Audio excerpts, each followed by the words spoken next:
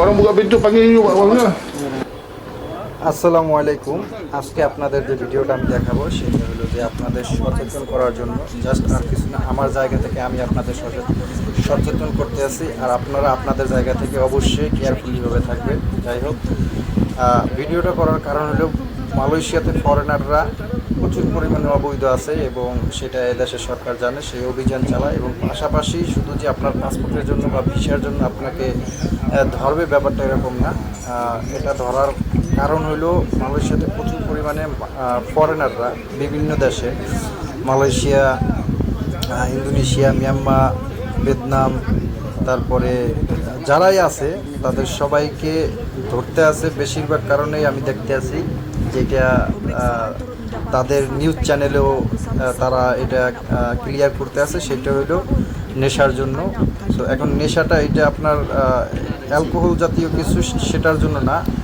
ধরতে আছে আপনার হলো গাঁজা, তারপর ট্যাবলেট, এগুলো যারা সেবন করে বা পান করে তাদের জন্য।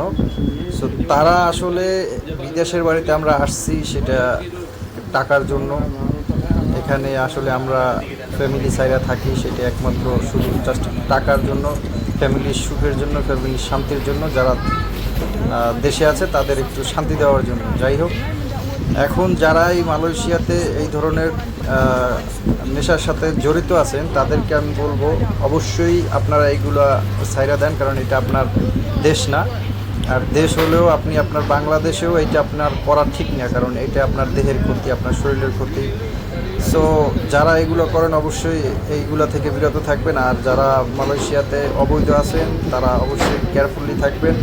প্রত্যেকটা মিনি মার্কেটে, প্রত্যেকটা সুপার মার্কেটে, প্রত্যেকটা জায়গায়, বাসাবাড়ি, ফ্ল্যাট, রুমা, তেরাস, যেখানে যা বলেন না কেন, সব জায়গায় কিন্তু মোটামুটি আপনার সিভিল পোশাকে তারা অভিযান চালাচ্ছে।